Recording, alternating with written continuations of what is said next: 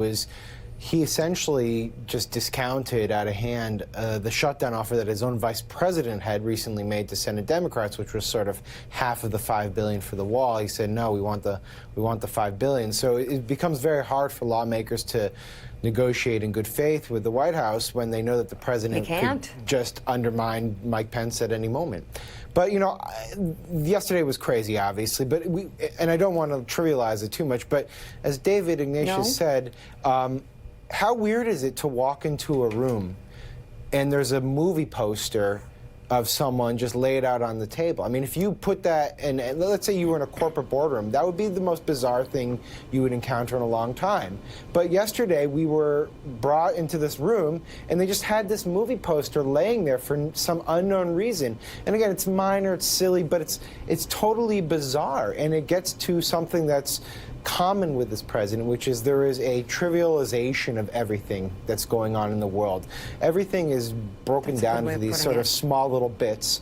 And there's huge world consequences that he glosses over. So one thing, and David could talk to us maybe more than I can, but during the course of this rambling foreign policy speech, he just outright dismissed the work that India was doing alongside the U.S. in Afghanistan. They're building a library. Who cares? It's just a library. Of course, India is doing a lot more than that.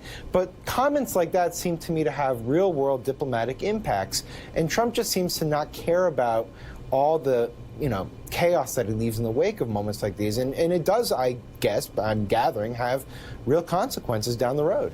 Yeah. Well, we don't know if what he's doing, if he cares or not. We know that he certainly doesn't understand the impact of his ignorance on America's standing across the globe. Michael Steele, let's talk about his standing, though, inside the Republican Party. We saw Mitt Romney come out with a strong op-ed 2 days ago. Of course, I was humored by, let's say, certain blue check marks on the far left who attacked Romney's op-ed. Yeah.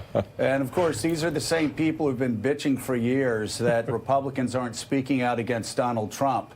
And here's a guy, I never saw it happen. I certainly never saw it during the Clinton administration when every Democrat I knew in the House and the Senate were attacking Bill Clinton privately in the last 2 years of his presidency. But Romney made a forceful statement before he was being sworn in. We'll see how he follows through. But just that op-ed before being sworn in was a remarkable thing. And while some toadies attacked Romney, for the most part, the Republican Party was silent yesterday. You read the Wall Street Journal today. There's criticisms of the president on the editorial page today, some suggesting that we may not be able to handle a second Trump term. Are we seeing an inflection point, and are we going to see more of this from Republicans in 2019? I think that is the prevailing question within Republican circles, Joe. I think what Romney did was he finally put a crack in the wall that has been systematically built by grassroots activists, RNC members, other leaders around the country, certainly in that cabinet room as you listen to the acting attorney general wax poetic about the president's behavior over the holidays. Romney's op-ed, leading off the way he did before he takes the oath of office, I think sent a signal that there's a change coming in the way that this Senate, with him in it, will respond to this president. I think Mitch McConnell notwithstanding, and that'll be an interesting little game of chess between the two of them.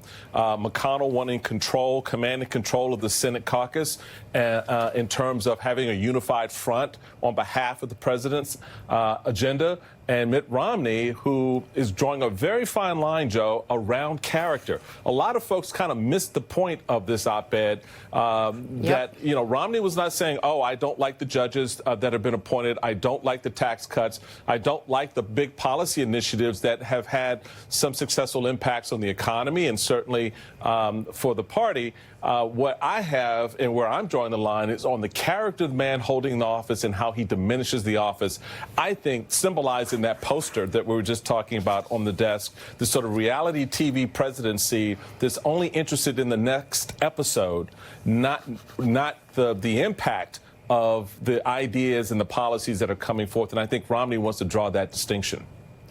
It is a bizarre world, Mika, that we all are a political world we're all a part of. And it reminds me, yesterday's press conference reminded me of the story about putting the frog in a pot of water, turning it to a slow boil, the frog not realizing what was happening, and pretty soon it's at a full boil and the frog dies. Yesterday, that frog found itself in a 5-alarm fire looking at the movie poster and all the other chaos that was reigning around that White House. And again, if, and it's a big if we had a cabinet that was filled with people with more character, so many that had character have been fired, and if we had a House and a Senate that took their job seriously, there would be people going up to the White House this morning saying, Mr. President,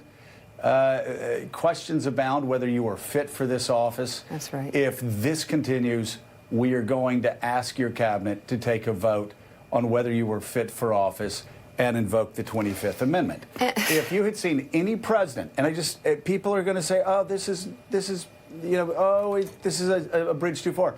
No. If any president, any of the 44 presidents had behaved that way, then those questions would have been raised. If Barack Obama had done that in 2013, those questions would have been raised by Republicans. They would have probably tried to start impeachment hearings. If George W. Bush had done it, Democrats would do the same, and rightly so. This is a man who obviously is not fit to hold the office, and we've known that for a very long time.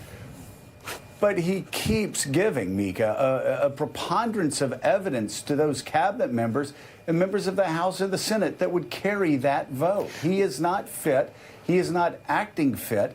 And he is pushing foreign policy initiatives that are actually going to do grave damage to this country, our national security, and embolden and strengthen our enemies. Iran's not having a terrible year. Iran's having a wonderful year. We just ceded Syria to Iran. They now have an active and open supply chain down to Hezbollah and anybody else that wants to destroy the state of Israel. Statements about his fitness are better coming from you than me, but for the Republicans who are criticizing Mitt Romney for the piece he wrote, head of the RNC, which is stunning, Mitch McConnell, Attorney General Whitaker, who obviously took the loyalty oath, and has acting as among many actings. Let me explain to you what Mitt Romney's piece was about, because clearly you don't get it. He's creating an opening for you. His piece was about character. His piece was about decency. His piece was about civility. His piece was about American moral character. No more than that.